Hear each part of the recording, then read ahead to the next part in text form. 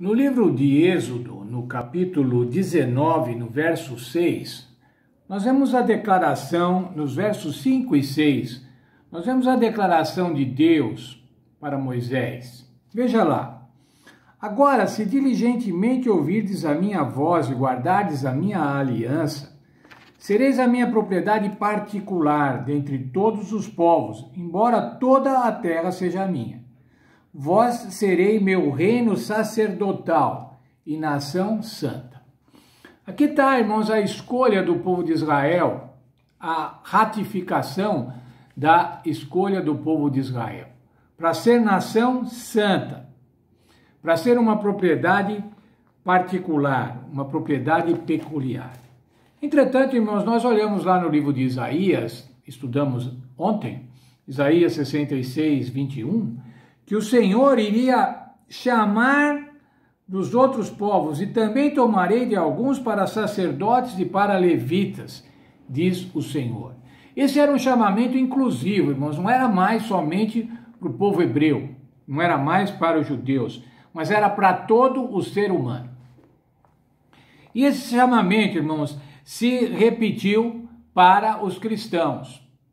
Não mais cristãos judeus, não mais cristãos daquela etnia, daquela raça, mas cristãos do mundo todo. Veja, por favor, comigo o livro de Gálatas, no capítulo 3, no verso 28, o apóstolo Paulo falando sobre os filhos de Deus. Quero ler o verso 26 e o verso 27 e depois vamos ler do 26 até o 29. Todos vós sois filhos de Deus pela fé em Cristo Jesus, pois todos vós fostes batizados em Cristo, vos revestistes de Cristo. Dessa forma não há judeu nem grego, não há servo nem livre, nem macho nem fêmea, pois todos sois um em Cristo. E se sois um em Cristo, sois descendentes de Abraão e herdeiros conforme a promessa. O apóstolo Paulo está dizendo aqui, nós somos descendentes de Abraão. Por que nós somos descendentes de Abraão, irmãos? Porque nós aceitamos ao Senhor Jesus Cristo pela fé.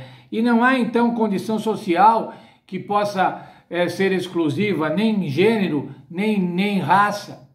Todos somos iguais diante de Cristo. Veja ainda Colossenses, capítulo 3, verso 11. Capítulo 3, 11. Aqui não há grego nem judeu, circuncisão nem incircuncisão, bárbaro, cita, servo ou livre, mas Cristo é tudo em todos. Ao aceitarmos Cristo, irmãos, ao aceitarmos o sacrifício de Cristo, nós nos igualamos a todos. Na verdade, nós somos iguais a todos. Só que muitas vezes os nossos preconceitos, o nosso orgulho, a nossa vaidade faz com que nós pensemos que somos diferentes. Ou porque somos brancos, ou porque somos heterossexuais, ou porque nós somos adventistas do sétimo dia, ou católicos, ou espíritas. Isso faz com que pensamos muitas vezes que somos diferentes.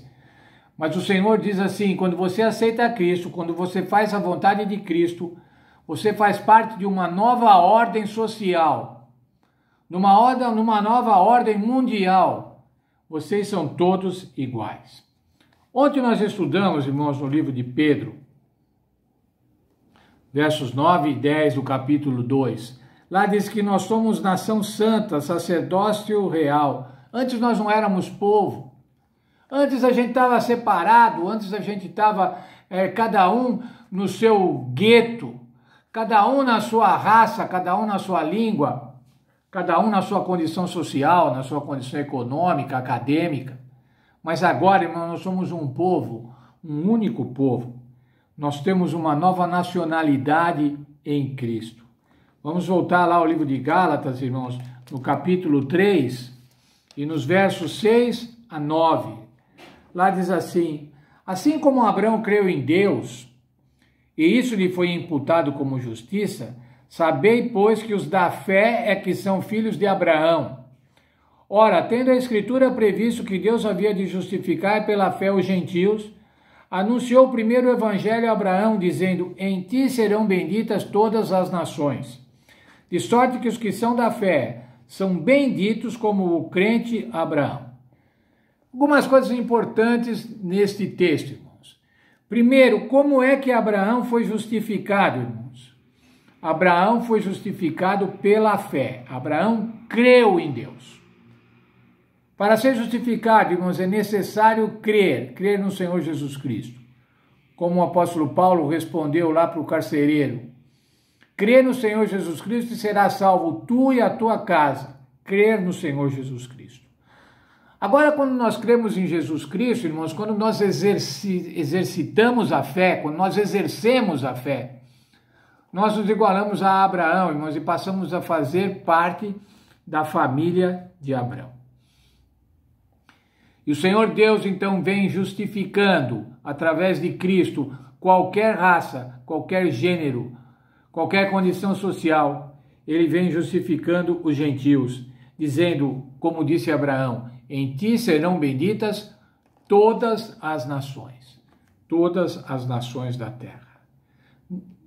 Uma última frase que eu quero ler desse verso, para ressaltar desse texto, é assim: de sorte que os que são da fé são benditos como o crente Abraão.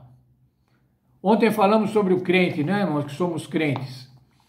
O crente Abraão, nós devemos ser benditos, felizes como o crente Abraão, sem exclusivismos.